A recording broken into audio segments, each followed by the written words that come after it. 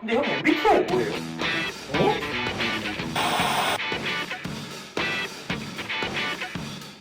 형 여자친구 언제 만들어요? 저 실장님 궁금한 게 있는데요. 댓글로 좀 나와. 32화 한꺼번에 얘기해줄게. 자가발전 시즌3 종료기념 유튜브 댓글이나 자가발전 홈페이지에서 아망드, 은실장, 이금정에게 무엇이든 물어보세요.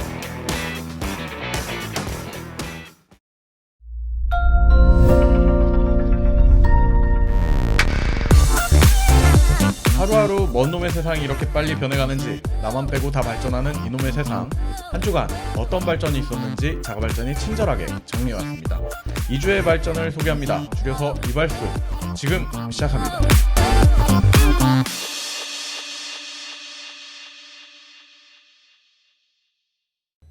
한 주의 발전을 소개하는 시간이 돌아왔습니다. 네. 11월 둘째 주 소식이죠. 네. 긍정 씨가 열심히 준비해 주셨는데요. 언제부터 언제까지 소식인가요? 네. 2020년 11월 9일부터 11월 15일까지의 소식을 정리했습니다.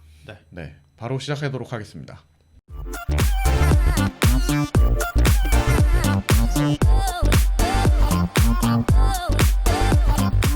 애플의 원모어 띵이 무엇이었을까요?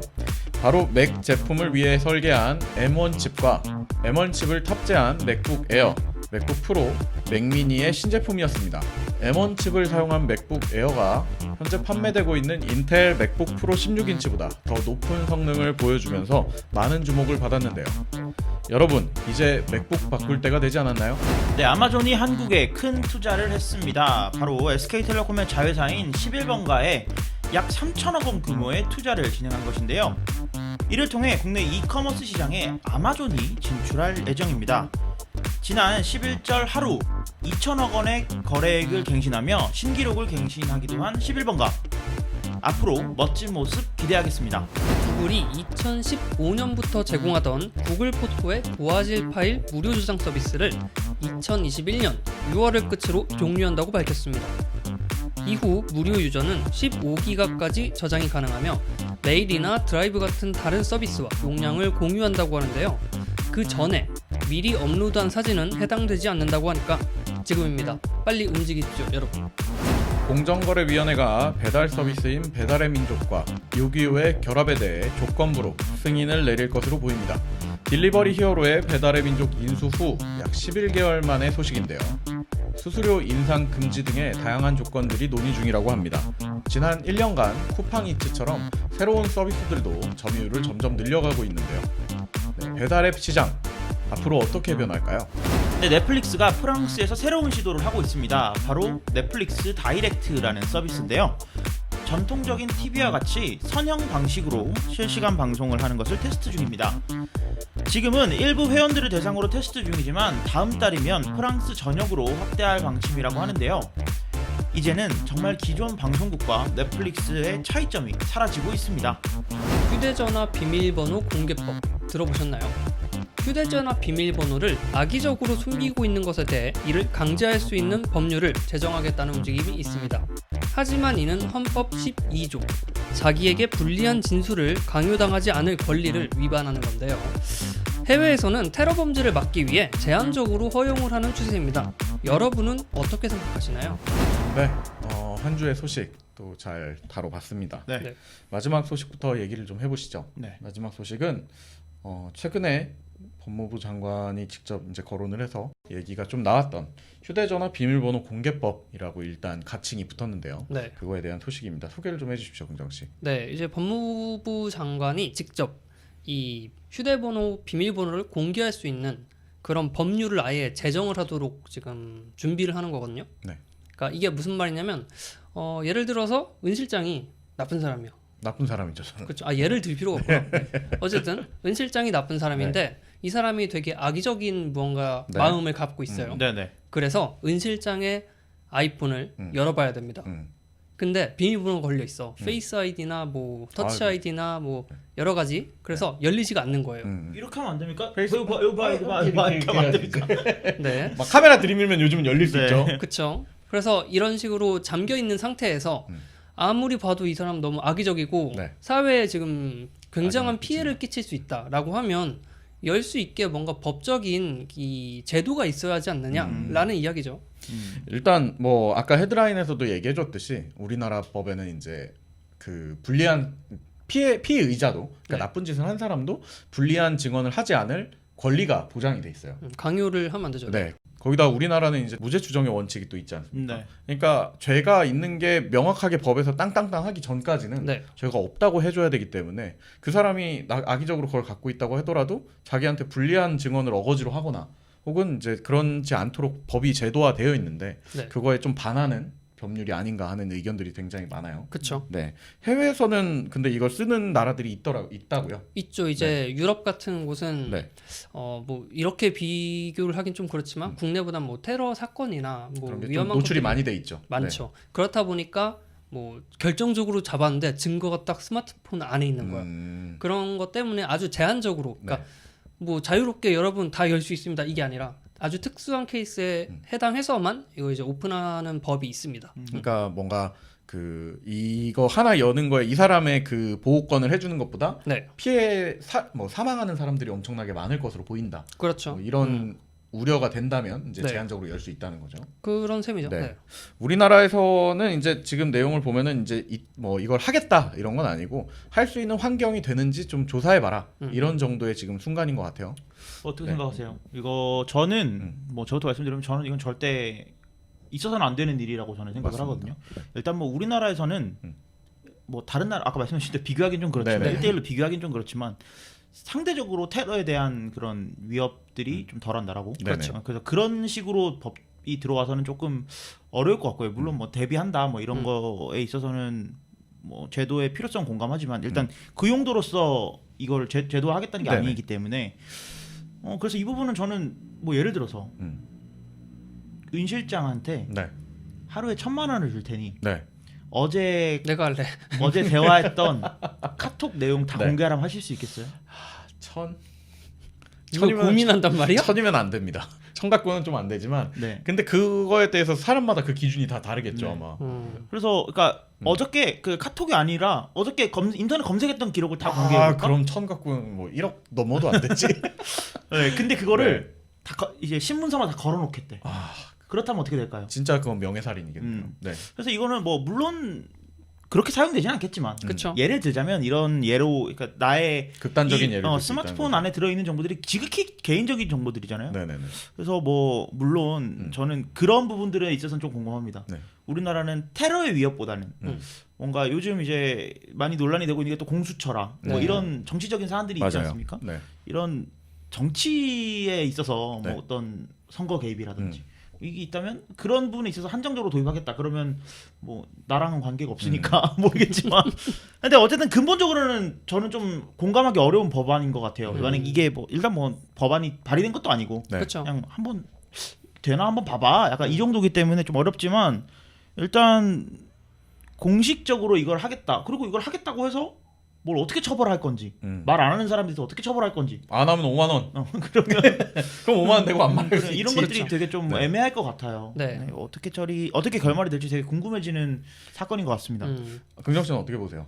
일단 이런 게 미국에 한번 있었죠. 네. 아이폰 좀 열어주세요. 네. 애플이 뚝뚝. 안 됩니다. 그래서 FBI가 안 되면 저희가 힘으로 열 겁니다. 했더니 열어보세요. 이랬거든요. 네. 그래서 해외에서 아이폰을 해킹하는 프로그램을 사 와가지고 그래서 열었어요 강제로. 네. 일단 어떻게 보면 그 제조사가 열어준 게 아니라 직접 힘으로 열었으니까 그렇죠. 뭐 문제는 없죠. 근데 그리고 한 1, 2년 뒤에 iOS가 업데이트되면서 그 프로그램이 막혔어요. 맞아요. 다시 못 뚫고 있어요. 또 사야지. 이제 못 만들고 있어요. 이제 못 만들고 있구나. 네. 그러니까 뭐 우리가 항상 뭐 이런 나쁜 짓을 하거나 비밀스러운 일을 할 때는 네. 아이폰을 써라 뭐 이런 얘기를 하잖아요.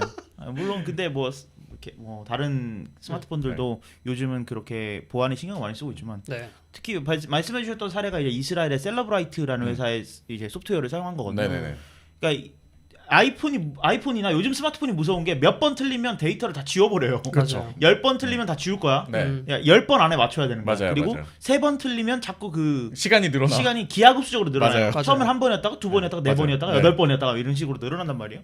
그래서 이런 것들에 있어서는 일단 여러분들 이게 어떻게 됐던지 간에 스마트폰에 뭐 난 비밀번호 안 걸고 쓸 거야. 뭐 네. 이런 뭐 내가 아무리 떳떳하더라도 그렇지. 그런 것들은 좀 없어야 되지 않을까? 뭐 개인의 정보도 아까 얘기한 대로 사실 가장 큰 문제는 이렇게 해서 막 그 사람의 이제 다 뒤집어 깠어요. 신상도 공개하고 막 명예살인 이미 당했어. 근데 나중에 봤더니 죄인이 아니었던 거야.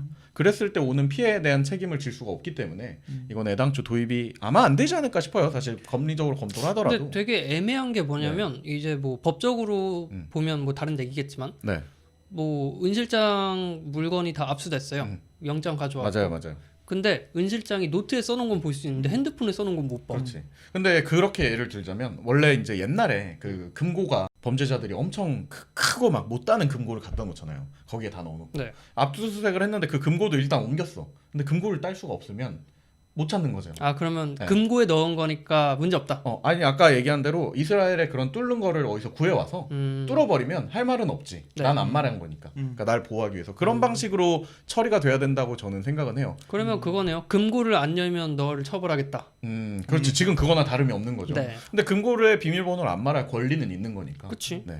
아무튼 뭐 저는 그런 맥락이라고 보고 어떻게 볼지 당연히 지금 법조계 전반에서도 문제가 있는 법률일 것이다라는 의견이 되게 팽배하기 때문에 뭐 변동 있으면 또 소식 갖고 와야 되지 않겠습니까? 그쵸. 네. 아무튼 뭐 한번 지켜보고 있도록 하겠습니다. 네. 저희 셋 다 일단 조금 회의적이라는 그런 의견을 전해드리면서 다음 소식으로 넘어가시죠. 네. 다음 소식입니다. 다음 소식은 넷플릭스가 이번 시즌에 저희 이발소에 굉장히 많이 찾아와 줬는데 그쵸. 이 한 해를 마무리하는 곳에 또 새로운 방식의 좀 소식을 전해드리는 것 같습니다. 얘기를 좀 해주십시오. 네, 넷플릭스가 프랑스에서 지금 또 테스트를 하고 있는데요. 네. 원체 이런 테스트를 잘하는 회사 아닙니까? 맞아요. 서비스 테스트를 한다는 거는 보통 이제 옛날 정통적인 방식 기간 정해놓고 이렇게 딴 사람들 못 들어오게 하고 이거였는데 제한적으로. 넷플릭스는 그렇게 안 하죠. 아 그렇게 하지 왜냐면 프랑스에서만 되거든. 아, 그렇지. 근데 이제 내가 서비스를 테스트를 받고 있다는 걸 보통 모르는 경우가 가끔 있더라고요. 아 그렇죠. 네. 내가 대상이었어? 같은. 근데 그가 언제 느끼냐면 네. 야 그 기능 생긴 거 봤어 했는데 야, 좋지 않아? 이랬는데 나만 몰라. 뭐가? 뭐 이러면 약간 이 사람이랑 서로 맞아. 완전 보는 화면이 완전 달라지는. 같은 돈 내는데 민도상하게. 그러니까 AB 테스트가 아니고 항상 네. 말씀드리지만 넷플릭스나 유튜브는 ABCD EF 테스트라고 있어요. 원형이 뭔지 모르겠어. 네. 사실상. 아무튼 몇몇 사람들한테 넷플릭스 다이렉트라는 걸 지금 테스트해보고 있다. 네. 뭐 이런 겁니다. 어떤 넷플릭스 건가요? 다이렉트가 뭐죠? 아까 그 전통 TV 방식, 뭐 선형 방식 뭐 이랬는데 네. 이게 무슨 말이냐면 우리 어릴 때 이제 옛날 신문 같은 거 보면 요즘도 나오겠지만 그 또 방송 옛날 프로그램 시간이 나와요. 맞아요. 시간만 나오는 게 아니고 뭐 외화 더빙인지 그리고 장애인용 자막이 왜 이렇게 있는지 좋아해, 갑자기? 뭐 이런 것들이 이제 신문에 쫙 써 있으면은 네. 아침에 그거 보는 재미가 있었죠. 일단. 요새는 이제 그것보다는 이제 인터넷이나 어디 들어가서 맞습니다. 오늘 방영을 뭘 하는가, 무슨 프로그램이 몇 시 하는가 이게 나왔잖아요. 요즘은 셋톱박스 안에 이제 보면은 시간표가 이렇게 다 보이게 그쵸. 나오더라고요. 그 말은 오늘 방영할 프로그램들이 다 정해져 있는 거예요. 맞아요. 그렇죠. 넷플릭스도 똑같이 하루 종일 24시간 동안 지네 컨텐츠를 정해놓고 트는 거야. TV랑 똑같네요. TV예요. 그러니까 넷플릭스는 내가 원하는 시간에 언제든지 볼 수 있는 비디오 온 디맨드. 맞아요. 내가 원하는 그 요청에 따라서 보여주는 서비스인데 네. 보려면 한 시즌 다음 편 기다릴 필요 없이 다 보고. 1편 끝났으면 이제 2편 봐야지. 네네네. 2편 볼래? 이건데 아니면 1편 건너뛰고 2편 볼래? 그치. 이게 내가 2편을 보고 싶다면 언제든지 2편을 볼 수 있어야 되는데 네. 다시 회귀한다는 거예요. 그렇죠. 그쵸. 회귀해서 TV의 형태로 뭔가 보여준다는 건 이게 어떤 장점이 있을까요? 가장 큰 건 이거죠. 두 분 다 이제 넷플릭스를 사용을 해보셨고 네. 지금도 쓰고 있겠죠 아마도. 네네네. 근데 항상 이런 생각 안 들어요. 아 이제 뭐 보지? 그리고 뭐 볼까, 이거 볼까 저거 볼까 고민을 하다가 고민하는 시간이 보는 것보다 더 길어. 잘 시간이 돼요. 근데 이 넷플릭스 다이렉트는 그냥 틀어주는 대로 보는 거야. 사람들이 고민할 필요가 없으니까 네. 생각보다 이게 써보니까 어차피 컨텐츠 웬만하면 재밌는 거 틀어줄 거고 네네네. 그럼 그냥 틀어놓고 다음 거 뭐 보지 할 게 아니야. 가만히 있으면 또 나와. 그리고 넷플릭스가 잘하는 방식을 아마 생각을 해본다면 이렇게 해가지고 분명히 본인들의 컨텐츠를 순차적으로 이제 추천할 만한 걸 또 틀어주고 네. 그리고 사용자의 좋아요 누른 거에 맞춰서 이 리니어 방식, 그러니까 선형 방식이긴 하지만 그 채널을 사용자마다 좀 다르게 보여줄 수도 있을 거 아니에요 나중에. 그쵸. 추천에 맞춰서. 그렇게 된다고 하면 사용자들이 굉장히 좀 열광하지 않을까. 뭐 이런 그렇게는 생각이 되지 않았으면 좋겠습니다. 왜요 왜? 그러니까 음. 이 실장 말은 은 실장이 실시간으로 틀었을 때 화면과 네네. 제가 실시간으로 틀었을 때 화면이 달랐으면 좋겠다라는 그럴 수 있지 개인화되어서 않을까요? 저는 그거는 네. 좀 개인적으로 반대인 게 네. 지금 넷플릭스 다이렉트 틀어봐. 그러면 야 진짜 재밌어. 야야 다 같이 보자. 다 이런 같이 거? 보자. 약간 그리고 예전에 네. 20대 초반에 긍정 씨랑 이제 그 애플의 예전에 페이스타임의 전신이었던 아이챗이라는 프로그램이 있습니다. 아, 네. 뭐 있어 알아요. 그래서 그 프로그램을 통해서 서로 그냥 화상 채팅을 켜놓고 서로 할 거를 하고 있었어요. 그냥 왜냐면 카페 가도 같이 있고 그러다 보니까 그냥 뭐 심심하다 뭐 이러면 이제 뭐 그냥 아무 농담 따먹기. 정말 찐 너드들이었군요. 근데 둘이서 네. 무한도전을 같이 보고 싶은 거예요. 아, 너도 수치가 좀 증가하네요. 그게 무한도전은 혼자 보면 조금 그 재미가 반감해. 반감해. 맞아. 네네네. 같이 볼 때 같이 웃으면 빵 터져야 네네네. 재밌는 거 네. 재밌잖아요. 맞아요. 그래서 제 맥북 화면을 그 TV에 틀어놓고 같이 봤단 말이에요. 아 그럼 맥북의 그 아이 카메라 사이트 카메라를 TV를 비추게 해놓는 거예요? 나는 이제 그냥 그 화상 통화를 하는데 화상 저 통화를 멀리 있는 저거에- TV에 나오는 무한도전을 보는 거예요. TV가 없었어요? 있었어요. 있었는데도 그 짓을 했었던 아니, 거예요. 그럼 TV가 거실에 있으니까 내가 아, 나가야 되잖아. 열악하게 지내셨군요. 그쵸. 네. 그래서 네. 이 넷플릭스 다이렉트가 이 서로 다른 화면이 나오면 지금 넷플릭스 틀어봐 아니면 뭐 넷플릭스 다이렉트 1, 2 틀어봐 네. 이게 돼야 되는데 하긴 이게 뭐 재밌다. 원투 뭐야 채널이야 이제? 그 약간 그렇게 KBS 1, 2처럼 그러면은 넷플릭스 1채널, 2채널, 3채널, 뭐 액션 채널, 로맨스 채널 이런 식으로 좋네요. 해가지고 그 정도로만 아니면 되지 그 않을까. 정도도 나쁘진 않겠네요. 네. 그래요. 하긴 뭐 그 큐레이션이야 워낙에 넷플릭스가 다른 메뉴로 잘 해주고 있는 거니까. 근데 그 또 두 번째 효과는 아까 얘기한 대로 그걸 또 보다가 이제 어차피 시리즈물들이 많을 거 아니에요. 영화도 그렇죠. 있겠지만 시리즈물들 1편만 자꾸 틀어주는 거야. 2편은 안 나와. 왜 그러는 계속 1편만 틀어주는 거야. 그러다가 이거다 싶으면 이제 누르면 바로 그거의 장편으로 넘어가는 뭐 그렇게? 그런 효과로 하면 좋지 않을까 뭐 네. 이런 생각도 들고. 일단 이게 프랑스에서 테스트를 하는 이유는 네. 프랑스가 되게 낭만적인 나라 같지만 굉장히 좀 원시적인 걸 좋아해요. 네, 그 유럽의 네, 어디라고 네. 그렇지 않습니까? 그래서 거기서는 이제 TV를 시청하는 층이 굉장히 많아요. 우리 생각보다. 그러니까 클래식한 삶을 그냥 계속 즐기고 있는 그렇죠. 사람들. 그러니까 이미 이 사람들은 TV를 보는데 익숙하지 내가 뭘 골라 갖고 보는데 익숙하지 않아. 맞아요. 극장을 가도요. 여기는 이제 극장을 가면 뭐 새로 나온 것도 있겠지만 그날 상영하는 영화가 다르고 맞아요. 뭐 장기간으로 상영하는 게 있겠잖아요. 네. 그러니까 고를 필요가 없어. 가면 그냥 그거 하는 거야. 같은 느낌인데 넷플릭스가 그렇다면 너희들에게 선택권을 뺏어주겠다. 그래서 프랑스에서 테스트를 했는데 생각보다 뭐 반응이 좋다라는 소식인 것 같아요. 이 얘기를 딱 정확히 반증하는 네. 또 시트콤이 넷플릭스에 있죠. 뭔가요? 에밀리 파리에 가다라는 거 보면 거기에 보면 선택권이 별로 없는 선택권이 별로 친구인가요? 없어요. 근데 어쨌든 뭐 이걸 다 떠나서 네. 공허한 집에 공기를 싫어하시는 분들 네. 그냥 틀어놓는 유튜브 거죠. 많이 틀어놓으시잖아요. 맞아요. 그걸 이제 대체할 수 있지 않을까. 예전에는 OCN이거든요. 그리고 그리고 좀 나아가서는 홈쇼핑이었고. 맞아요. 근데 이젠 지금 유튜브란 말이에요. 유튜브에 제가 제일 좋아하는 채널 중에 하나가 뭐냐면 24시간 무한도전만 하는 채널이 있어요. 있어요. 아 그냥 계속 무한도전만 돌고 있는 랜덤으로 거야? 무한도전만 나와요. 그런 것들에 근데 또 무한도전이 그런 거 있잖아. 그러니까 1부, 2부가 나뉘는 특집이 맞아요. 있잖아요. 그런 맞아요. 특집들이 있죠. 그러면 그 특집들을 이어서 보고 싶은데 네. 아니야. 그 랜덤으로 나오니까. 랜덤으로 나오니까 1화 나왔다가 300화 나왔다 그런단 맞아요. 말이에요. 네네네. 그러니까 이거 2화를 찾아봐야겠다. 약간 그런 생각이 들기도 하고. 그래서 넷플릭스도 약간 그렇게 연결되는 특집이 아니고 어느 날은 뭐 지정생존자 틀어놨다가 그 다음 시간에는 뭐 퀸즈 갬빗 틀어줬다가 네. 그러니까 이게 이어지지 않게끔 짜여놓은 것 같아요. 그러니까 이게 들어오면 어느 정도 그 선택권을 도리어 뺏는 게 사용자들한테 또 새로운 신선한 충격을 주지 않을까 맞아요. 그런 생각이 듭니다. 네, 뭐 긍정 씨 말씀해주신 대로 그 프랑스에 있는 색깔, 사람들의 문화에 대해 바라보는 색깔이 약간 그렇다라고 저도 알고 있는데 네. 이제 그렇다 보니까 아마 사람들 이 프랑스에서 자꾸 이런 것들을 테스트하는 테스트베드가 생기는 것 같고 뭐 빨리 우리나라에도 들어왔으면 좋겠어요. 아니면 시험적으로 이제 옵션에서 좀 껐다 켰다 할 수 있게 해주든지. 뭐 하나 같이 생각이 드는 거는 네.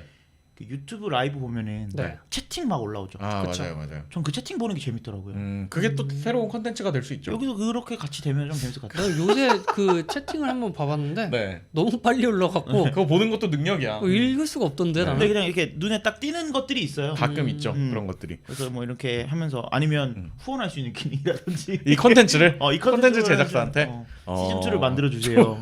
그럴 수 있죠. 네. 보트 같은 것들을 열어 가지고 투표를 할 수도 있고요. 네. 네. 아무튼 넷플릭스가 이런 새로운 기능을 은근슬쩍 도입을 하고 있으니까 혹시나 뭐 언젠가 내가 갑자기 내 채널에 뭐 순차적으로 이렇게 볼 수 있는 리니어 방식의 채널이 생기면 아 당첨됐구나, 우리나라 서비스에 당첨됐구나, 뭐 이런 생각을 해보시면 좋을 것 같습니다. 네.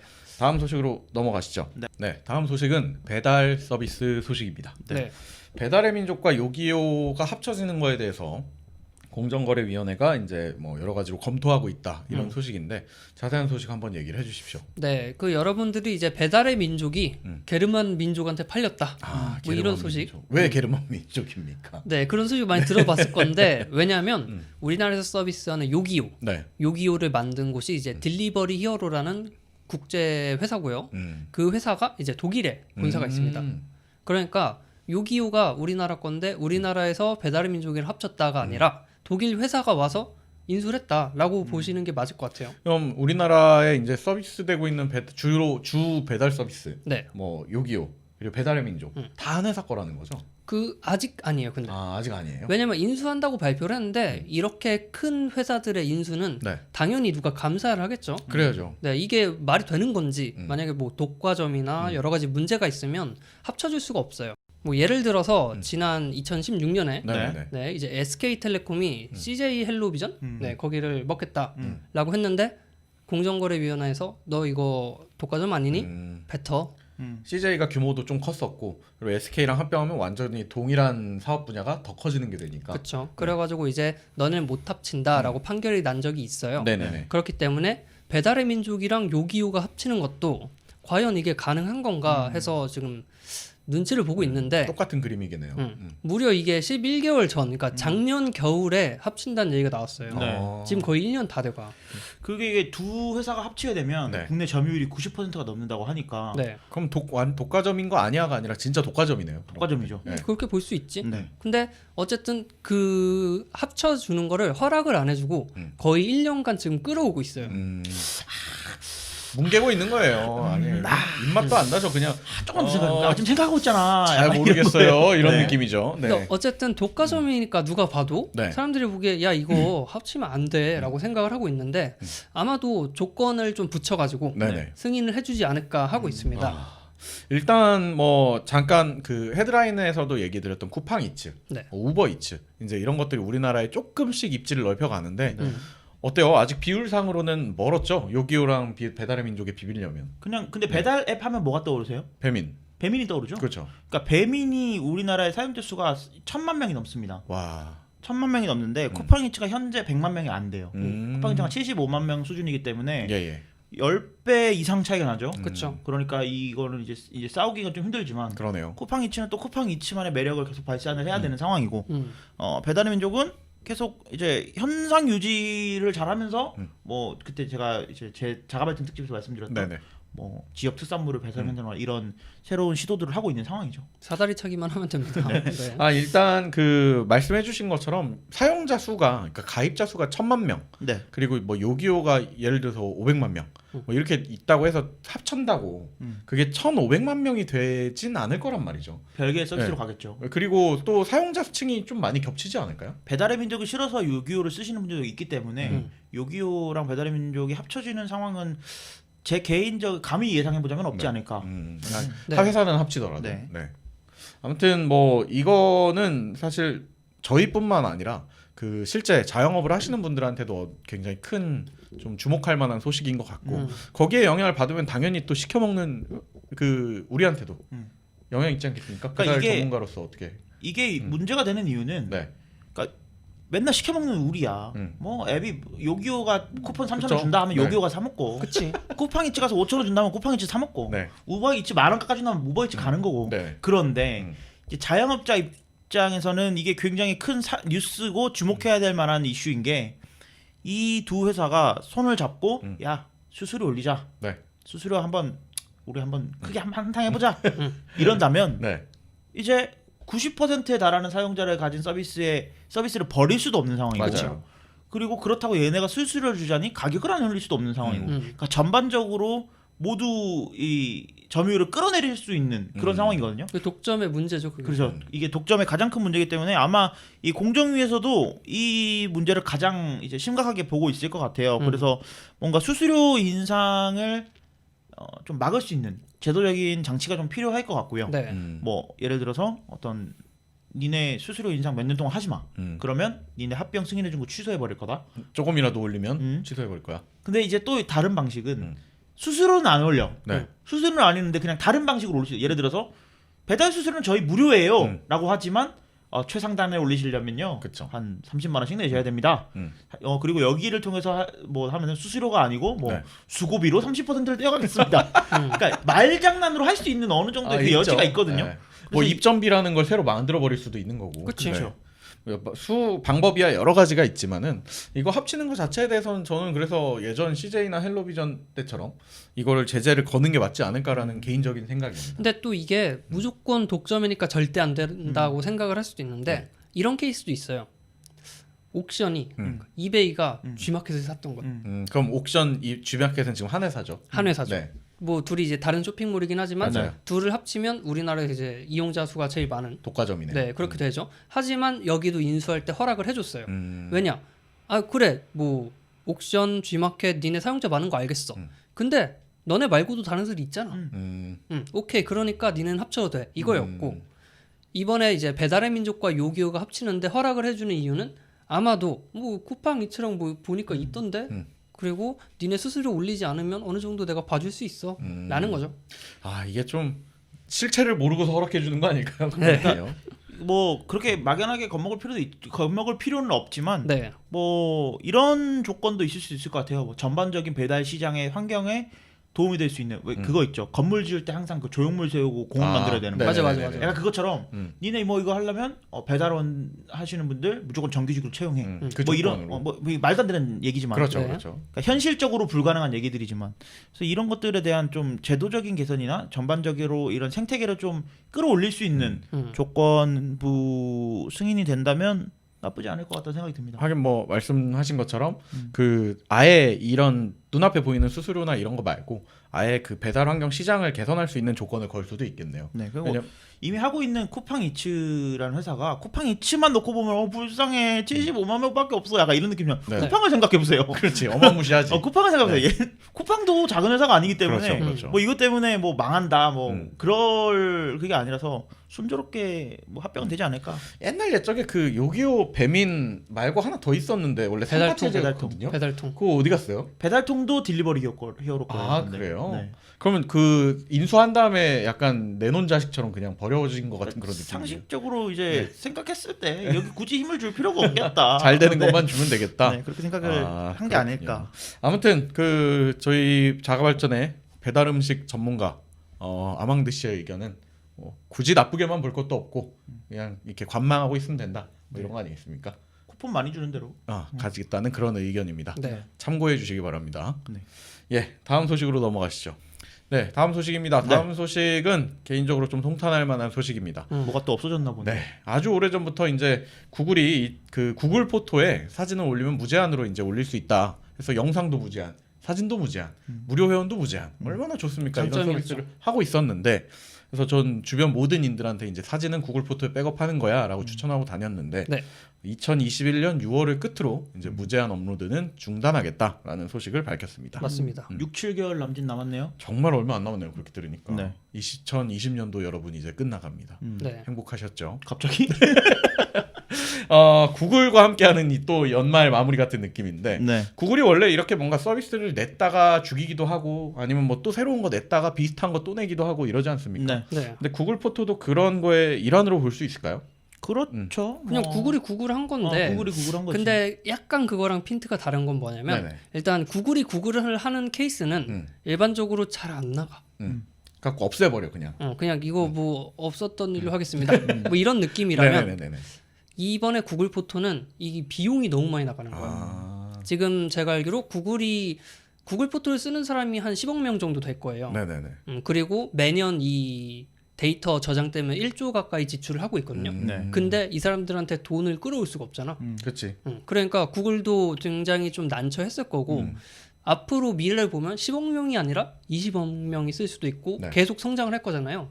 그러다 보니까 이쯤에서 빨리 손절을 하지 않으면 큰 돈을 더 잃지 않을까 이런 판단이 섰던 것 같습니다. 네. 구글이 지금까지 그럼 이거를 제공할 이유는 뭐였을까요? 구글 포토라는 서비스로 일단 사람들을 유도를 해야죠. 제 생각에는 알파고의 진화가 끝났다. 배울 걸 다 배웠다. 그러니까 구글 포토를 지금까지 계속 무료로 제공할 수 있었던 이유는 야 니네 사진 좀 줘봐. 이거 물론 우리 알파고 좀 키워볼게. 이거 니네 사진 매겨서 네. 무슨 사진인지 공부 좀 시킬게. 그러면 구글 입장에서는 알파고라는 새로운 물론 알파고로 이제 대표되긴 하지만 네네네. 구글의 그 인공지능 시스템들을 뭐 이제 발전시키는 소스의 역할을 여러분들의 사진이 다 그 자양분이 됐습니다. 맞습니다. 맞아요. 근데 그 약관에 써 있더라고요. 이 사진은 뭐 쓸수 있다. 우리의 공부 용도로 그 연구 목적으로 쓸 수 있다 이런 게 되어 물론 있으니까. 그 사진을 누군가 이거는 긍정이가 올린 사진이야 이렇게 특정하거나 개개인이 열어볼 수는 없지만 네. 어쨌든 구글의 시스템이 그 사진들을 이용해서 이 사진에는 강아지가 있네요. 이 사진에는 고양이가 있네요. 이런 식으로 계속 이제 학습을 할 수 있는 그런 소스가 된 거죠. 네네네. 그리고 흔들린 사진들은 이렇게 해보니까 이렇게 바꿔보니까 사람들이 야 이거 안 흔들린 사진처럼 느끼더라 라고 하면서 점점 그 머신러닝을 맞아요. 통해서 뭔가 흔들린 사진을 보정한다거나 기울은 사진을 보정한다거나 이런 능력들이 계속 키워나가고 있었거든요. 그렇죠. 그렇기 때문에 구글이 할 수 있었던 구글이 그래도 무료로 제공했을 때 네. 우리한테 돌아오는 게 있어. 얻는 게 좀 있어. 얻는 게 있어 라고 생각했을 텐데 이제는 그게 어느 정도 끝난 게 아닌가 그런 생각이 들고 사실은 무제한 고화질 저장 서비스라고 했지만 네. 원본 저장은 아니었어요. 맞아요. 정확히 말하면. 맞아요. 그러니까 원본과 다를 바 없이 구글이 압축하는 우리의 기술을 이용해서 원본과 다를 바 없는 사진처럼 보이게 해주겠다라는 거지 어쨌든 원본 파일은 아니었단 말이에요. 맞아요.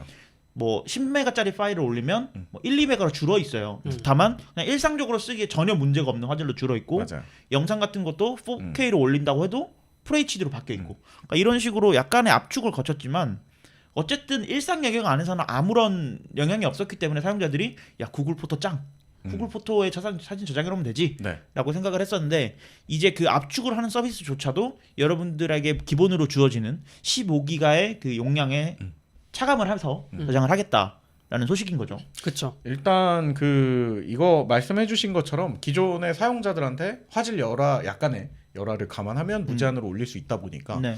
많은 분들이 이제 계속 그냥 일종의 서브 백업이라도 거기를 꼭 쓰고 있었는데 두 분은 쓰고 계셨어요? 구글 포토? 저는 구글 포토 안 씁니다. 아예 안 써요. 왜요? 네. 그 구글의 인공지능이 성장하는 걸 용납할 수 없나 봐요. 아니 일단 내 파일 원본을 손댄다는 것 자체가 압축을 하는 굉장히 거니까. 기분이 나빠요. 압축을 어쨌든 하는 거니까. 그리고 약간 그런 느낌이잖아. 네가 뭘 알아? 내가 해줄게. 이런 느낌이잖아. 그렇죠. 너무 싫어. 너무 싫어. 아마도는요. 저도 안 씁니다.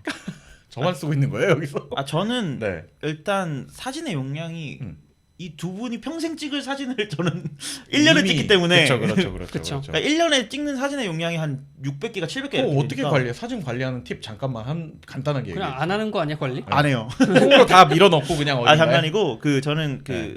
사진들을 1년 단위로 끊어놓거든요. 네, 어쨌든 사진 관리 자체를 네. 그 아이클라우드를 통해서 하기 때문에 네. 아이클라우드에도 근데 한 2, 3년만 쌓이면 2테라 요금제 써도 못 넣어요. 맞아요. 그러다 보니까 그것들을 이제 제 나스에다가 다시 연도별로 다 옮겨놓죠. 그럼 연말에는 그 한 해의 사진을 좀 싹 정리해가지고 네, 1월 1일 날은 사진 정리하는 날입니다. 줄일 거 다 줄이고 걔를 아니, 이제 왜 줄여요? 아, 원본을 또안 건드리면 안 줄여요? 되지. 저 핸드폰 사진 찍는 동안 사진이 동시에 3군데 백업이 돼요. 일단 병- 제 네. 핸드폰에 저장이 되고 네네. 아이클라우드 백업되고 그다음 나스에도 자동으로 올라갑니다. 이거 병적으로 이렇게 사진 모으는 친구들이 있거든요. 네. 근데 아무튼 그런 분들을 위해 구글 드라이브 쓰시는 분들이 많았을 텐데 조금 이제 준비를 하셔야 될 것 같습니다. 이 사람들이. 그나마 다행인 부분은 네. 이게 2021년 6월, 그러니까 내년 6월에 종료되는 거예요. 네네. 내년 6월까지 올라가는 사진, 영상은 괜찮아요. 아 이제 소급적으로 검색합니다. 해주는구나. 네, 그리고 그 6월이 지나고 나서도 네. 계속 유지가 됩니다. 걔네는 그 이후에 올리는 것 때문에 이제 카운트가 되는 용량 거죠. 카운트를 하겠다. 지우지 말아야겠네요. 네. 그러면 이제 원래 구글 픽셀을 쓰던 사람들에게는 네. 네, 또 픽셀도 사진이 카메라는 한 개인데 머신러닝 통해서 사진 잘 나오게 만드는 잘 나오게 거죠. 만드는 아주 기깔나는 핸드폰 아닙니까? 그러니까 픽셀을 쓰시는 분들한테는 네. 이런 기능들을 촉진하기 위해서 음. 계속 무제한 요금제를 제공을 해줬단 말이에요. 아, 무료로 계속 업로드를 할 수 원본으로 있었죠. 계속 올릴 수 있게 해줄게. 네. 라고 했는데 이 사람들한테 이제 뺏어버리는 건가요? 그 픽셀 지금 기 유저들은 다 상관없이 사용할 수 있는데 네. 앞으로 나오는 픽셀은 이제 해당이 안 된다고 합니다. 아 그러니까 픽셀을 사용하셨던 분들은 상관이 없지만 네. 앞으로는 그 약간 멜론폰 같은 거네요. 그러네. 그치. 그래서 한 달에 한 번씩 켜서 전원만 켜고 인증하고. 그래서 보니까 그 알리익스프레스에서 네. 요즘 픽셀 1이 음. 가격이 치솟고 있더라고요. 아, 낡은 픽셀 1을 그냥 이제 켜놓고 걔를 통해 업로드를 시켜라. 뭐 네. 이렇게 볼 수 진짜 있겠네요. 멜론폰이 되어가는 것 같아요. 그러네요. 딱 그 픽셀을 사는 순간 음. 2021년 6월 다 필요 없고 평생 무료. 그렇지. 아, 그 저는 이제 아직 뭐 정책은 안 나온 것 같은데 저는 이제 학교 예전 다니던 학교 계정이 네. 구글 드라이브 그거 무제한 요금제였어요. 네. 그 사진도 같이 무제한으로 올리고 원본을 무제한으로 올릴 수 있어서 저는 근데 두 분처럼 사진을 막 엄청 백업하는 성향은 아니라 1년에 뭐 한 10,000장이나 찍을까 이런 정도인데 네. 그런 것들을 다 담아놓고 있었는데 약간 추억 보듯이 가끔 보는 재미가 있었거든요. 그것 때문에 저냥 하는 네. 거죠. 근데 이제 그거도 어떻게 정책이 나올지 좀 같이 같은 맥락으로 바뀔 수도 있겠네요. 네. 예, 아무튼 구글이 또 구글을 했다는 그런 소식을 전해드리면서 안타깝네요. 네, 다음번 사진 이동지를 좀 정해야 될 것 같습니다. 철새도 아니고 이렇게. 진짜 이제 근데 대체제가 없는 것 같아요. 예전에 옛날 옛적에 플리커, 야후에서 이런 것도 지원해주지 않았어요? 고용량으로? 그 플리커도 마찬가지로 1테라 정도 이제 무료 맞습니다. 네, 있었죠. 근데 역시나 이것들을 기업들이 하고는 싶지만 막상 또 글로벌하게 커지면 유지하기 굉장히 부담스러운 분야인 것 같아요. 저는 제일 걱정되는 게 유튜브입니다. 왜? 아, 유튜브. 유튜브 저희 1시간짜리 영상 올라가면 한 4, 5기가 되거든요. 네. 맞아요. 이 파일들이 근데 우리만 올리는 게 아니잖아. 전 세계 수많은 유튜브 수억명, 수억 건이 네. 그런 영상들이 계속 올라올 텐데 음. 앞으로 이것들을 어떻게 처리해 나갈지. 그거 하려고 지금 이거 빼는 거 아니에요? 아 그 방 빼는 거예요? 네, 이거 넓히려고? 용량 지우고 그 하드에다가 이거 영상 아, 넣어. 그러는 거야? 아 TO 내는 거예요? 네, TO 발생시키려고 지금 하고 있는 것 같은데. 알겠습니다. 뭐 유튜브 소식 나오면 또 전해드릴게요. 유튜브는 네. 설마 건들지 않겠지. 알겠습니다. 다음 소식으로 넘어가도록 하죠. 네, 다음 소식은 오래간만에 아마존이 우리나라에 들어온다 뭐 이런 소식이에요. 가끔 이발소에서 이제 뭐 아마존이 우리나라에 들어올 거다. 사업을 타진하고 있다 이런 소식들 전해드렸는데 네, 이번엔 조금 구체화된 내용인 것 같습니다. 네. 그렇습니다. 네, 얘기를 해주십시오. 네, 아마존이 이제 우리나라 오픈마켓 중에 하나인 11번가에다가 한 3천억 정도 투자를 하겠다 뭐 이런 얘기가 오고 가고 네네네. 있습니다. 네, 그래가지고 뭐 그러면 이제 아마존이 그 11번가를 사는 거냐 아니면 뭔가 투자를 해서 서로 뭐 새로운 서비스를 출시하는 거냐 네네. 이렇게 생각을 하실 수 있는데 아주 쉽게 말해서 11번가에서 검색을 하면 아마존 상품이 나와. 오, 그리고 구매를 하면 아마존이 한국으로 보내줘. 오, 다를 게 별로 없군요. 기간만 좀 늘어나겠네. 그렇죠. 배송 기간이. 그냥 쉽게 말해서 11번가에서 원래 하던 오픈마켓이에요. 근데 그러니까 아마존이 입점한 거야. 상점 중에 하나가 아마존인 거야. 네. 그리고 좀 입점비가 많이 크네요. 입점이 많이 크네. 아, 근데 아마존 정도 됐는데 이게 저는 3천억 원 투자를 했다고 그래서 물론 네. 큰 돈이지만 아마존 정도 되는 배 보면은 이제 조 단위의 투자 정도는 해줘야 되지 않나 뭐 이런. 그 돈 낼 거면 뭐 한국에 만들죠. 그 제프 베조스가 이제 네. 짠돌이로 유명해요. 아 그래요? 네. 3천억도 사실 그럼 3천억이 아니고 2,985억 원 약간 정도 뭐 이렇게 넣었을 수도 있겠네요. 반올림일 수도 있습니다. 네. 야 네. 송금 수수료 뺐다. 그렇죠. 그럴 수도 있어요. 아무튼 그 궁금한 것은 많은 분들이 생각하시기에 저랑 같은 생각이시겠지만 왜 하필 11번가인가? 뭐 이런 생각이 좀 들어요. 여러 가지가 있는데 오픈마켓이. 뭐 일단 국내에서 손에 꼽히는 그 전자상거래 쇼핑몰로 예. 하면 쿠팡이랑 11번가가 압도적이에요. 사실. 그렇습니다. 그렇기 때문에 뭐 쿠팡은 이제 어디서 잡고 있잖아. 크게. 그렇겠네요. 그래서 만만한 게 아마 11번가가 아니었을까 싶기도 하고 네네. 그리고 이 회사 자체의 규모도 크고요.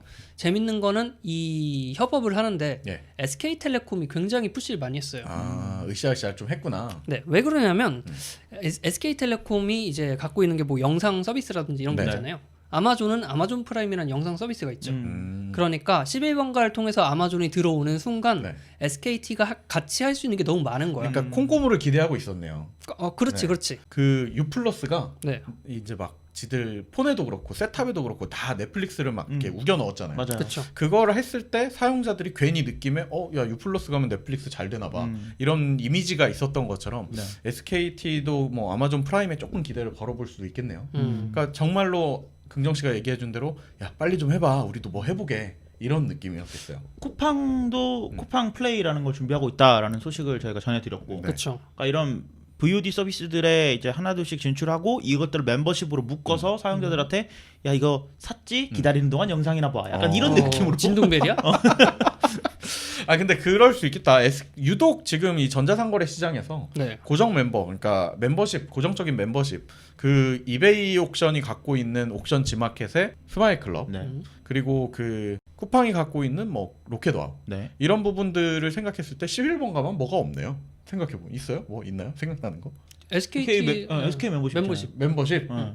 이 말하니까 갑자기 기억이 나네. 원래 이제 띵띵 띠링띵 이거 있었지. 그렇죠. 그리고 네. 그 11절이라고 또 여기서 미는 게 있잖아요. 자기들 그 행사 블랙 프라이데이처럼 뭐 그쵸. 하고 있죠. 근데 생각해 보면 이런 게 또 그렇게 많지가 않아요. 음. 뭐 쿠팡 같은 데는 특별히 있나요? 없죠. 쿠팡데이? 네. 뭐 쿠팡데이는 하루하루가 쿠팡데이야. 매일이 쿠팡데이라고. 1일에 1쿠팡입니까? 네. 뭐 아니, 근데 뭐 옵션이나 뭐 지마켓 빅스마일 데이가 있긴 하지만 아, 네네. 일단은 이제는 약간 궤를 다르게 가는 것 같아요. 맞습니다. 네. 그래서 저는 뭐 11번가를 선택한 게 왜 그랬나라고 했는데 긍정 씨 얘기 들어보니까 조금 이해가 되네요. 네.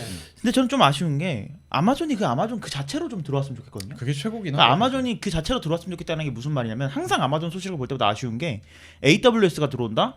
AWS 들어온다. 근데 아마존은 안 들어와. 간만 봐. 간만 보고 그리고 이번에 아마존에 들어오는데 드디어 아마존에 들어오나 했는데 11번가랑 손을 잡고 11번가 그러니까 네이버에서 알리익스프레스 검색되는 거랑 똑같은 거거든요. 근데 네이버는 조금 다른 그림이 네이버는 이제 알리에 가가지고 야 좀 해주자 넣어주라 이런 느낌이었고 이제 11번가 같은 경우에는 우리가 왔어 이런 느낌으로 이제 온 느낌이죠. 그렇죠. 근데 뭔가 우리가 보기에 아마존이 와서 이렇게 온정을 베풀어 주시니 SK그룹이 웃음꽃이 많겠다 이런 식으로 보면 안 되고요. 그런 느낌 아니에요? 저 그렇게 보고 있었는데. 굉장히 동등한 파트너고 SK가 허락을 해준 거야. 그렇지. 사실. 오히려 네. 그렇지. 들어와라 이런 그러니까 느낌. 반대로 봐야 돼요. 우리가. 굳이 이거를 할 이유가 없거든요. SK 입장에서는 11번가. 아 물론 우리나라 입장에서 경쟁자가 또 생긴다는 건 좋은 건 아니지만 아마존이 직접 들어와서 G마켓, 옥션, 쿠팡, 11번가에다가 아마존까지 붙는다. 네. 이것보다는 그럼 아마존이 오늘 손을 잡고 한번 해보겠다. 이게 장점인데 장점이 될 수 있겠죠. 근데 거기에 더해서 아마존이 다른 나라에 사랑받는 이유를 생각을 해보자고요. 그러면 아마존 풀필먼트가 안 써인 데서는 안 사고 싶어. 무슨 말이냐면 내일 배송이 안 되는 데서는 안 사고 싶다고 네네네. 아마존 물건을. 그리고 아마존이 하는 그 수많은 행사들 뜬금없이 아마존 50을 입력하면 50%를 할인해줘. 네. 아무 이유 없이. 아무 이유 없이. 약간 그런 거 있잖아. 네네네. 그런 것들을 우리가 하고 싶은데 그런 것들은 전부 다 아마존 풀필먼트를 통해서만 가능하단 말이에요. 그럼 11번가를 통해서 들어오는 아마존이 이것들을 제공할 것인가? 결국 그냥 직배의 형태를 띠지 않을까? 그 사실상 그 12병가 하는 건 뭐냐면 아마존에서 파는 걸 일단 사놔요. 그리고 사람들이 구매를 하면 보내줘. 일단은 한국에 있긴 한 거네요. 그러니까 직구를 대신해 준다 뭐 그런 느낌? 아마존 유통망을 통해서 그런 거지. 우리가 이제 아마존의 서비스를 쓸 수 있어 이게 아닌 거야. 그러니까 지금 보면 아마존 들어가면은 마치 한국 사이트들처럼 한국 쇼핑몰처럼 한글 다 지원하고 있거든요. 맞아요. 네. 근데 막상 결제하려고 하면 이제 영어로 바뀌면서 뭐 이거는 뭐 배대지를 얼마나 내야 되고 네네네. 뭐 이런 것들이 있단 말이에요. 그러니까 그런 것들에 대한 해결책이 11번가가 될 수 있을지는 지켜봐야 될 것 같습니다. 반갑기도 하고 안 반갑기도 한 소식이네요. 네. 왜냐면 이거 하다가 지금까지 했던 거 다 막을 수도 있는 그럴 일이라서 수도 있죠. 뭐 네. 이제부터는 직배 맞겠습니다. 11번가에서만 사세요 이렇게 할 수도 있는 거라. 그래서 이건 지켜봐야 될 것 같아요. 네, 우선 뭐 아망도 말씀처럼 아마존이 빨리 들어왔으면 좋겠다라는 바람은 IT 좀 좋아하시는 분들은 많이들 갖고 계실 것 같은데, 네. 근데 한편으로는 우리나라에서 아마존 입장에서 왔을 때 쿠팡의 로켓 배송 우린 못 이길 것 같은데? 라고 생각하고 있을 수도 있는 거니까. 그러니까 막말로 이미 배송이 빨리 문화가 정립이 돼 있어서 굳이 다른 나라들처럼 이렇게 배송에 막 그거 하는 게 별로 없지 않나 뭐 이런 생각도 좀 들고. 네. 쿠팡이 고생하는 거 보면서 느끼는 게 있겠죠. 예, 아무튼 그 아마존이 어떤 식으로든 우리나라에 좀 반영이 되는 것들 계속 지켜보고 있도록 하겠습니다. 네. 네. 마지막 소식은 애플 소식입니다. 매달 찾아오시네요. 계속 오네요. 안 끝나나 봐요. 그 WWDC를 굉장히 오래 하는 것 같은 그런 착각이 들어요. 뭐 혁신이 없어서 망한다더니. 그 이번 소식은 M1 칩셋. 네. 저희가 얼마 전에 꽤 오래된 것 같은 기분인데 그 ARM 이제 맥북을 내놓겠다. 뭐 이렇게 얘기를 했었죠. 네. 네. 근데 이제 드디어 공개가 됐습니다. 실물이. 그래서 M1 칩셋이 포함된 에어, 맥북 프로, 맥미니 이렇게 공개가 됐는데 네. 네. 어떻게들 보셨습니까, 두 분? 일단 이번 행사 제목이 One More Thing이었잖아요. 음, 이제 행사 제목이 One More Thing이 근데 저는 이것도 솔직히 이름부터 말하자면 네. 마음에 안 들었어요. 왜요? One More Thing은 진짜 깜짝 놀라게 나와야 좀 제맛 아닙니까? 맞아요. 그날 방송하고 방송 마지막에 딱 마지막에 나와야죠. 근데 나 잠깐 한 개만 더 말할게. 약간 이런 분위기인데 그렇죠. 갑자기 행사 제목이 한 개만 더야. 그러니까 약간 그 흐름을 다 끊어먹었어. 오케이. 그래서 조금 이름 면에서는 기획이 좀 잘못됐다. 좀 아쉬웠지만 어쨌든 이번에도 뭐 언제나 그랬듯이 올해 모든 행사가 그랬듯이 비대면으로 네. 진행이 됐습니다. 그래서 이번에 발표한 게 뭐 모두 예상했듯이 애플이 새롭게 만든 CPU인 애플 실리콘, 애플 실리콘이라고 불리는 새로운 칩셋을 만들었다라는 네. 소식입니다. 그래서 그 신형 제품에 대한 뭐 포커싱도 있었지만은 전반적으로 제품보다는 그 칩셋에 대한 주목이 다들 이제 좀 관심이 많은 것 같더라고요. 맞아요. 저번에 이제 6월에 WWDC에서 애플 실리콘을 우리가 도입을 하겠다 이런 얘기를 했어요. 네. 그럼 많은 분들이 궁금해하시는 게 아니 뭔 실리콘을 어떻게 코에 넣는 거 아니야 실리콘? 실리콘은 벨리지. 맞아요. 벨리지. 실리콘 밸리에 대한 얘기 할 겁니다. 네. 실리콘이 한국말로 하면 규소예요. 아 그래요? 규소. 네. 그래서 이 반도체의 아주 중요한 그 하나의 원료죠. 그렇기 때문에 우리가 반도체를 만들었다 할 때 실리콘이라고 늘 많이 해요. 그래서 그래요? 실리콘 밸리가 반도체를 이용해서 일하는 회사들이 많은 테크 기업들이 모여 있다. 해서 실리콘 밸리구나. 실리콘 밸리입니다. 네. 그래서 이번에 그 애플이 만드는 CPU를 통칭해서 애플 실리콘이라고 하는 거고요. 네. 그 중에 이제 첫 번째 시스템인 M1 칩셋이 나왔다라고 보시면 될 것 같아요. 그럼 애플 실리콘 일종의 프로젝트 명이네요. 실리콘 프로젝트. 제품명이죠, 제품명. 네, 그 라인업. 맥북이 있는데 맥북 뭐 프로가 있고 맥북 네. 13인치고 16뭐 이런 것처럼 애플 실리콘이 있고 그 아래 이제 M1 칩셋이 M1 있다. 칩셋이. 네. 그냥 브랜드 네임 이라고 생각하시면 될 것 같아요. 네네네. 근데 이름을 너무 이제 단도직입적으로 지은 거지. 그렇지. 애플 칩셋 이렇게 지은 거지. 그렇지. 네. 그래서 애플 M1 칩셋은요. 애플의 지금 아이폰 12에 들어가 있는 A14 바이오닉 네. 칩셋과 아주 비슷한 형태라고 해요. 음. 전문가들의 분석에 따르면. 네. 그래서 이게 왜 주목을 받고 있느냐? CPU, GPU, 뉴럴 엔진, 그다음에 D램까지 모두 합쳐진 이제 SoC라고 보면 되는데 이게 어디에 쓰이냐면 보통 스마트폰들에 많이 쓰이는 방식이에요. 그러니까 우리가 스마트폰에 들어가 있다, 뭐 A40 바이오닉이다, 그러면 네네네. CPU랑 GPU랑 뭐 뉴럴 엔진을 우리가 합쳐가지고 뭐 아주 이렇게 고밀도의 네. 그런 좁은 공간에다가 처리를 할 수 있다라고 하는데 기존의 노트북이나 PC들은 이거를 반대로 해왔죠. 다 분리해왔죠. 그렇죠. CPU 있고 GPU도 있고 램은 내 맘대로 꽂고 네. 이런 거였는데 이걸 다 합쳐놨어요. 음. 그리고 거기에 대한 기반을 ARM 기반의 칩셋을 사용했다라는 네네네. 이야기를 하면 될 것 같은데요. ARM이 보통 어디에 쓰이냐면 이것도 마찬가지로 스마트폰이나 태블릿에서 많이 쓰이는 방식이에요. 그러니까 네. PC에서는 인텔 계열을 많이 쓰죠. 네네. 인텔이나 AMD, 그러니까 X86 계열을 많이 쓰는데 네. 이게 명령어 셋이 달라요. 그래서 명령어 세트라는 게 서로 달라서 인텔이 알아듣는 말과 인텔 계열이 알아듣는 말과 ARM 계열이 알아듣는 말이 네. 서로 완전히 다릅니다. 그러면 인텔은 좀 예전에는 네. 우리는 효율보다는 좀 성능에 초점을 맞출래. 어차피 파워 있고 전기 꽂아서 쓰는 컴퓨터니까. 원래 그런 것들을 기반으로 만들었던 CPU들이기 네. 때문에. 근데 ARM은 야 우리 스마트폰에도 넣어야 되고 태블릿에 넣어야 되니까 좀 전력을 적게 먹고 고효율로 갈래. 해서 이제 약간 서로 가던 노선이 달랐던 거죠. 네네네. 근데 애플이 ARM 만들어 보니까 야 그런 거 필요 없고 우리는 고효율인데 성능도 좋아.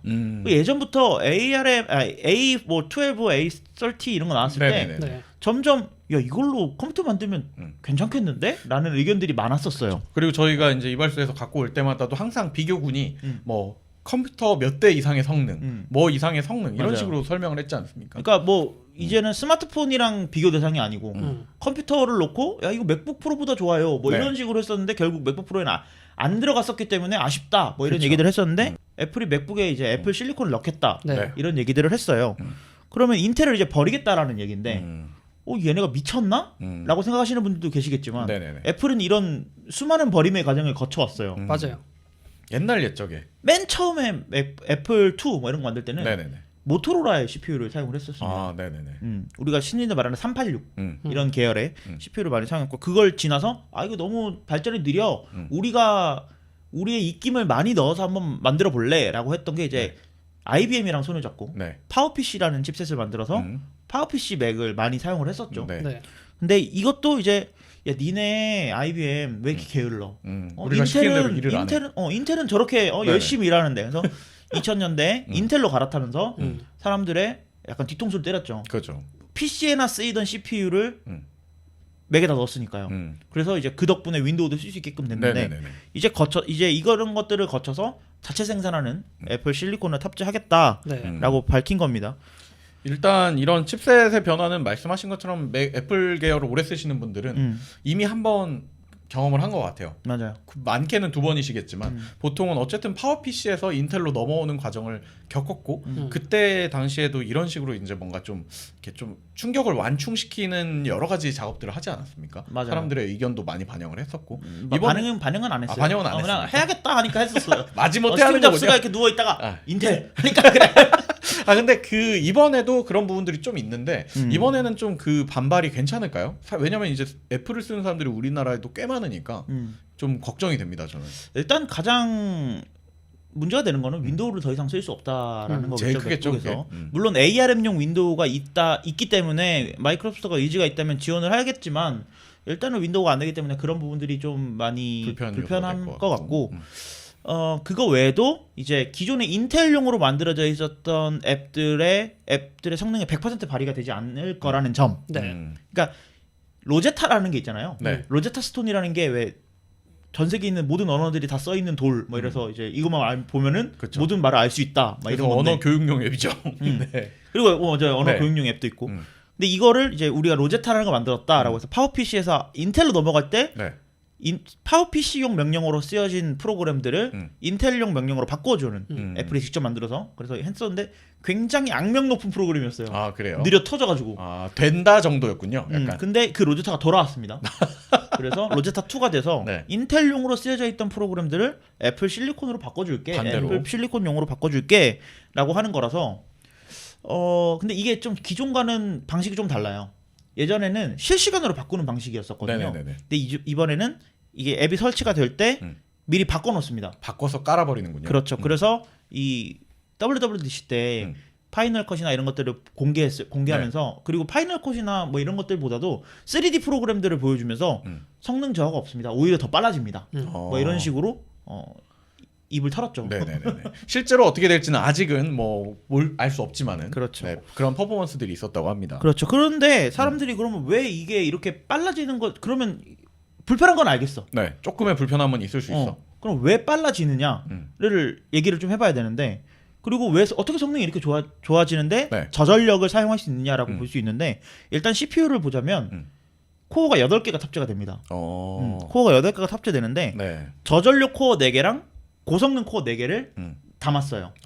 그래서 뭐 다른 CPU들도 그렇겠지만 고성능 작업이 필요한 뭐 영상 편집이라든지 예. 뭐 코딩이라든지 이런 작업을 할 때는 당연히 고성능 코어로 돌립니다. 근데 웹서핑이라든지 영상 감상 이런 그냥 일상적인 작업들을 할 때는 네. 저전력 코어만 돌려가지고 아주 그 고전력 고성능의 CPU를 사용한 것에 10분의 1 정도의 전력만 사용해서 사용할 수 있는 그런 코어들을 이용해서 오랫동안 배터리를 쓸 수 있게끔 만들겠다. 그러면은 애플이 결국에는 뭐 복잡하게 얘기하는 걸 떠나서 애플이 제일 잘하던 것들 소프트웨어랑 하드웨어를 융합을 시키는데 이제 그거에 좀 끝판까지 갔다라고 볼 수 있겠네요. 네. 그 부분은 조금 이따가 말씀드릴 건데 네. 빅서가 나왔잖아요. 네. 빅서에 대한 이야기들 하면서 좀 풀어볼 거고 그래서 이렇게까지 애플이 기존의 스마트폰을 만들면서 쌓았던 그런 노하우들을 CPU에 담았다라고 보시면 될 것 같고 네. SoC이기 때문에 당연히 CPU와 GPU도 같이 들어가 있습니다. GPU는 별도로 들어가 있는데 뭐 맥북 에어에는 7코어부터 시작을 하고 네. 기본적으로 고성능 칩셋을 들어간 맥북의 경우에는 네. 8코어 GPU가 들어갑니다. 근데 이게 이제 뭐 4K 영상을 하드웨어 가속한다거나 예. 아니면 3D 렌더링도 무리 없게 하는 수준에 그래서 아주 좋은 GPU가 들어갔다고 하는데 이거는 좀 봐야 될 것 같고요. 예. 그리고 여기에 더해서 이제 인공지능만 처리하는 뉴럴 엔진도 16코어가 들어갔습니다. 16코어가 들어갔습니다. 근데 저는 스마트폰에도 이게 뉴럴 엔진이 들어갔다 했을 때 좀 놀랐었는데 네. 많은 분들이 그렇게 생각하시더라고요. 아니 인공지능을 어디다 쓴다고 거기다가 코어를 그쵸. 16개나 네. 박아 넣어? 라고 생각을 하는데 이렇게 생각하시면 돼요. 우리가 일상적으로 하는 행동들에 요즘 스마트폰들은 다 인공지능을 사용해요. 예를 들면 뭐가 예를 있을까요? 들면 사진의 잡티를 제거해. 예전에는 CPU나 GPU의 능력을 사용을 했었거든요. 예, 예. 근데 요즘은 뉴럴 엔진이 그것만 전담하는 엔진 그 코어들을 동작을 시켜서 CPU나 GPU가 일을 안 하면서도 네네네. 고성능의 결과를 낼 수 있는 거죠. 업무 분장을 좀 확실히 했군요. 그렇죠. 그리고 다른 것들은 뭐 8코어, 뭐 7코어 이러는데 얘는 16코어잖아요. 왜 그러냐면 머신러닝을 할 때는 사실 높은 성능보다도 병렬로 많은 데이터들을 한꺼번에 처리하는 거에 더 효율을 많이 내고 있거든요. 물량이 더 중요하다. 그렇지. 그 머릿수가 중요한 거예요. 네네네. 그러다 보니까 야 16명 한 번에 생각해봐. 야, 니네 모여서 머리 맞대고 한번 생각해봐. 이렇게 생각을 하는 거. 이렇게 이제 구동을 시키는 거죠. 그러다 보니까 뉴럴 엔진이 좀 많이 빅서와 아까 은 실장님이 말씀해주신 빅서와 좀 많은 궁합을 낼 것 같은데 뭐 네. 예를 들면 시리 음성 인식이라든지 아니면 뭐 사진 편집이라든지 네. 영상 편집이라든지 이런 것들에 애플의 머신러닝 노하우를 좀 많이 녹여냈기 때문에 이런 부분에 있어서 뉴럴 엔진의 좀 효율성이 높아지지 않을까라는 생각을 하고 그리고 이제 여기서 활용 점정이죠. 네. D램을 통합을 했습니다. 램을 통합을 했어요. 네. 이게 사실 뭐 이런 종류의 다이를 구성한 칩셋들이 많기는 했어요. 네네. 많은 스마트폰 CPU들이 이런 방식을 많이 쓰는데 이게 왜 충격적이냐면 예. PC에 들어가는 SoC에 이걸 썼다는 게 좀 충격적이거든요. 그러니까 다른 데는 아까 말씀드렸다시피 램을 꽂고 업그레이드가 자유로워야 되는데 그래야죠. 어차피 애플은 이게 안 됐어. 이전부터 안 되는 분위기를 조성해놨지. 계속 밑밥을 깔아놨어. 네. 우리는 안 되는데 할 거면 돈 더 내. 그렇지. 살 때 비싼 거 사. 네. 약간 이런 거였는데 그래서 이런 거에 대한 완충이 가능하지 않을까라는 생각이 좀 들고요. 무엇보다 D램이 이 SoC에 통합이 됐을 때 어떤 것들이 장점이냐라고 보면 이런 게 있을 수 있어요. CPU가 딱 예를 들어서 은 실장이 야 이제 오디오 오늘 이번 주 네. 자가 발전 편집 좀 해볼까? 라고 생각을 했어요. 근데 이제 CPU가 생각하는 것보다 GPU가 하는 게 더 빨라. 그래서 CPU가 하고 있던 작업들을 네. GPU로 옮겨야 돼. 네. 그럼 우리가 GPU도 요즘은 뭐 16기가, 8기가 맞아요. 이런 메모리가 네. 있지 않습니까? 그렇죠. 그럼 CPU가 이해하고 있는 메모리와 GPU가 이해하고 있는 메모리의 서로 언어가 달라요. GPU는 뭐 영어를 하는데 네. GPU는 한국말을 해. 그러면 이거를 한번 번역을 해서 넣어줘야 된단 말이야. 일을 할 때 한 번 더 품이 들겠죠. 그렇죠. 근데 이게 오버헤드가 생겨요. 오버헤드가 뭐냐면 GPU가 일하는데 10초면 되는데 네. CPU가 일하는 데는 10분이 걸려. 네. 그러면 30초가 걸려서 변환해서 넣어도 이득이죠. 그렇죠. 근데 이런 일들이 굉장히 빈번하게 생긴다고 생각을 해보면 네네네. GPU가 일을 하면 10초가 걸려. CPU가 일하는데 30초가 걸려요. 네. 그러면 어쨌든 GPU가 하는 게 이득이긴 하죠. 맞아요. 근데 GPU가 이해하는 언어로 바꾸기 위해서 20초가 걸려. 그러면 결국 똑같죠. 30초. 그러니까 마찬가지죠. 근데 만약에 변하는데 35초가 걸려요. 네. 그러면 15초에 오버헤드가 생긴다고 하거든요. 그러네요. 오히려 머리가 더 커지는 거예요. 그러니까 이걸 바꾸는 데 있어서 자꾸 이제 그런 비효율적인 부분들이 생기다 보니까 야 그럼 CPU랑 GPU랑 메모리 똑같은 거 쓰게 만들어. 같은 데를 공유하게 그렇죠. 만들어라. 그렇게 해서 이제 하나의 다이 안에서 이런 것들이 구성이 되게끔 만들었다라고 보시면 될 것 같습니다. 그러면은 그 이제 그냥 사용자가 보기에는 뭐 램도 결국에는 증축 안 돼서 돈 내고 더 해야 되고 네. 여러모로 이제 돈 장사하는 거 아니냐 볼 수 있겠지만 그냥 현실적으로 봤을 때는 굉장히 미래적인 방법으로 이제 통합을 한 것이다. 네, 뭐 이런 성능을 SoC들이 본 거다. 없는 건 아닌데 네네네. 일단 이런 것들을 PC에 썼다는 게 그러니까 데스크탑 환경에 갖고 왔다는 게 좀 충격적인 거죠. 뭐 그리고 뭐 예. ISP 이미지 처리 프로세서를 탑재한다거나 아니면 뭐 지문 같은 걸 담아놓는 그 시큐어 인클레이브를 넣는다거나 그러니까 네. 뭐 T1, T2 네. 그런 영역을 넣는다거나 이런 것들을 했는데 결국 이것들을 다 통합해서 뭐 얘기해보자면 아이폰에 넣었던 CPU를 맥에다 넣었다. 그러니까 그걸 갖고 맥북 에어, 맥북 프로, 맥미니를 만들었다라고 보시면 될 것 같아요. 그렇게 이해하는 게 일반 사용자들한테 제일 와닿는 얘기인 것 같아요. CPU 그러니까 아이폰, 아이패드에 잘 넣고 있던 놈과 비슷한 거를 노트북용으로 또 데스크탑용으로 만들었다. 근데 이게 여기서 웃긴 점이 네. 아까 윈도우를 포기했잖아요. 그렇죠. 윈도우를 포기했는데 아이폰에 들어가던 CPU를 맥에다 넣었어요. 그래서 아이폰이나 아이패드에 들어갔던 프로그램들 네이티브로 돌릴 수 있게 됐어요. 아 똑같이? 그렇죠. 아 정말요? 그러니까 이런 것들에 있어서는 어느 정도 윈도우를 버리고 우리가 더 갖고 있는 새로운 생태계를 맥에다 넣겠다. 취했네.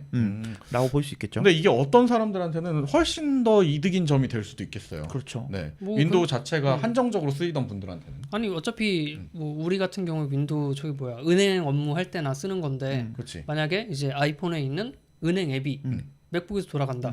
그럼 거기서 다 할 수 있는 거 그럼 이제 아닙니까? 윈도우를 킬 필요가 없어지는 그렇지. 거죠. 그렇지. 게임 그러니까- 말고는. 네.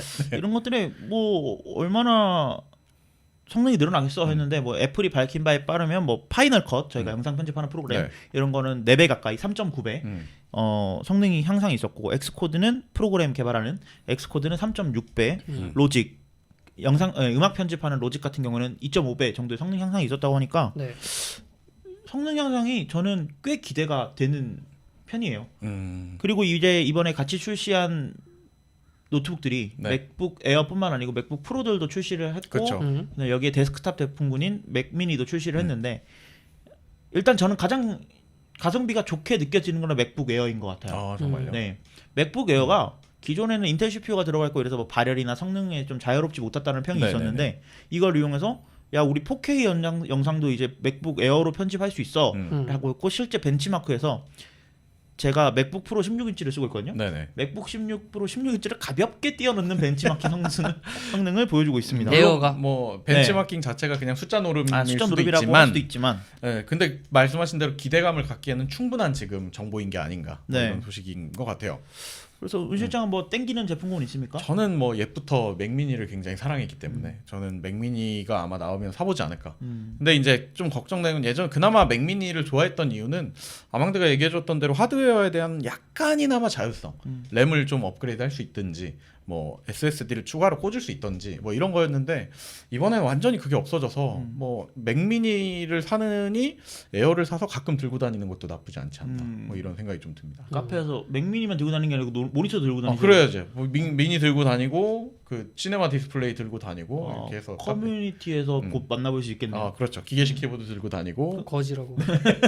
전기 거지 같은 느낌. 네. 흥승 씨는 어때요 네. 이번 발표? 저도 이 굉장히 마음에 드는 게 일단 드디어 윈도우를 버렸다는 것 자체가 온전한 맥이 된 게 아닌가 그 생각이 조금 들었어요. 왜냐면 네. 이런 분들 많을 거예요. 맥북에 윈도우 깔았으면 반칙 아닌가요? 뭐 이런 생각. 그 점점 없어지고 있는 사람들 아닐까요? 아, 근데 반대로 이제 아예 윈도우를 못 쓰게 됐으니까 이제 조금 더 그 주장이 합법적으로 쓸 수 있는 거죠. 합법이래. 아니 저는 근데 윈도우를 지금까지 깔아서 썼던 거에 있어서 그럼 애플이 원래 지원하던 기능인데 그게 뭐가 문제야? 약간 그러니까 이런... 있거든 그 애플 맥북 순혈주의자들이 있어요. 네. 갖고 이제 윈도우가 돌고 있으면 못 참는 사람들이 내가 있어. 그렇다는 게 아니라 그분이시잖아요 지금. 아니 그래서 네. 어떻게 보면 좀 온전해진 모습을 보는 것 같다라는 생각이 첫 번째로 들었고 네. 그리고 저도 만약에 구매를 한다면 맥북 에어가 훨씬 좋을 것 같아요. 다들 이제 프로를 사기에는 조금 조심스러운 거지. 이제 그러니까 좀 첫 번째- 힘이 붙죠. 아니 그러니까 일단 근데 맥북 프로는 이번에 13인치밖에 안 나왔잖아요. 아 그게 좀 아쉬운 네, 거. 13인치는 애초에 고려 대상이 아니고 맞아요. 그리고 저는 12인치 맥북을 한 대 쓰고 있었잖아요. 네. 근데 이거를 대체하기 위해서 맥북 에어를 고민해 볼 만한 것 같아요. 가격도 굉장히 괜찮게 나왔고. 일단 그 말씀해주신 것처럼 하드웨어적으로 봤을 때 음. 일단 세 개 제품군이 기존의 폼팩터, 그러니까 맥북 에어, 맥북 프로 13인치, 맥미니랑 외관상으로는 똑같아요. 네 맞아요. 그렇죠. 이렇게 낸 걸 보면 뭐 애플에서도 본격적으로 이걸 세대 교체를 다 없겠다가 아니라 그냥 한동안은 꽤나 오랜 기간 동안 투트랙 체제를 유지하겠다고 봐야 되는 거 아니겠습니까? 그렇겠죠. 네. 뭐 인텔이 가져가는 장점들이 분명히 있거든요. 네. 뭐 성능이 우리가 아무리 좋다 해도 인텔이 낼 수밖에 없는 뭐 가장 가까운 예로 윈도우가 돌아가고 그리고 뭐 eGPU라든지 이런 것들이 호환성이 아직 아직. 애플 실리콘에서는 안 되기 때문에 네네네. 그런 것들이 꼭 필요한 작업들에서 있어서는 아직은 인텔이 좀 우위를 가져가지 않을까 그런 생각이 드는데요. 저는 이번 발표를 보면서 가장 기대감을 가질 수밖에 없었던 게 앞으로 이제 아이맥과 네. 그다음에 맥 프로 제품군도 애플 실리콘이 탑재된 제품군이 나올 거 아닙니까? 네네. 얘네는 효율성을 생각할 필요가 없어요. 그렇지. 원래. 배터리를 안 돌아가니까 그냥 항상 전기가 꽂혀 있으니까 그냥 야 우리가 낼 수 있는 풀 파워만 내면 돼 항상. 그렇지. 네. 이거를 어떻게 해석해서 갖고 나올지 그런 기대감이 뭐 우리는 환경을 생각하니까 여기에도 고전력 CPU를 넣지 않겠어요. 넣지 않겠어요. 우리는 효율을 생각했습니다. 이러진 않을 거기 때문에 그럴 수도 있나? 그럴 수는 없겠죠. 프로라인군이니까. 근데 일단 지금 어쨌든 이번 자리에 이런 포터블형 제품들을 우선 낸 것은 뭐 효율에 대한 자신감, 그러니까 효율 대비 성능에 대한 자신감을 보여주려고 갖고 왔다고 생각해봐도 좋지 않을까 이런 생각입니다.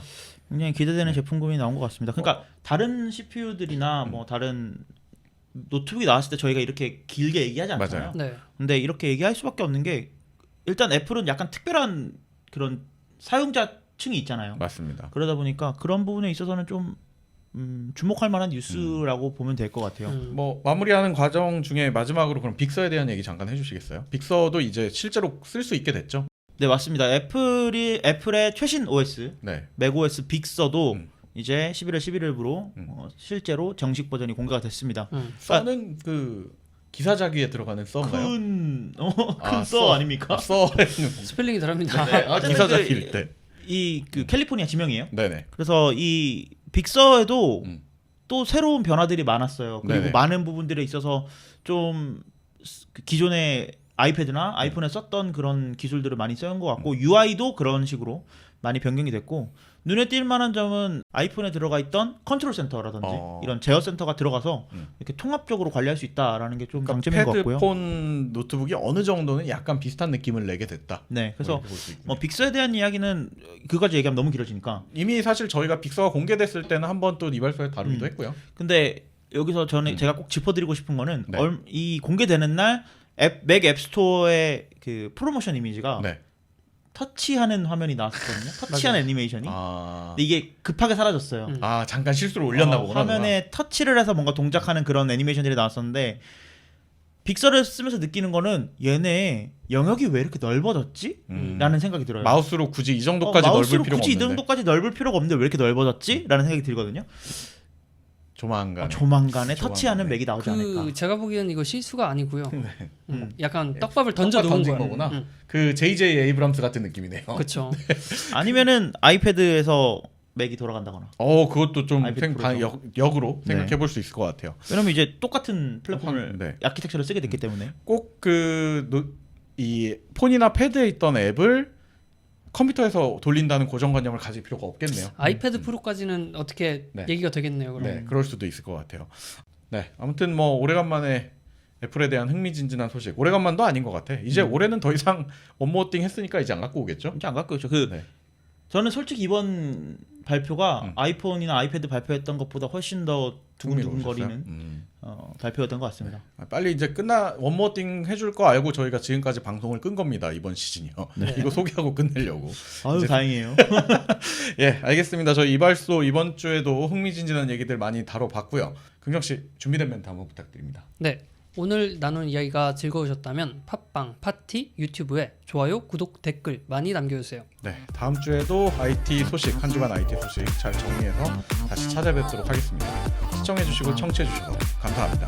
감사합니다.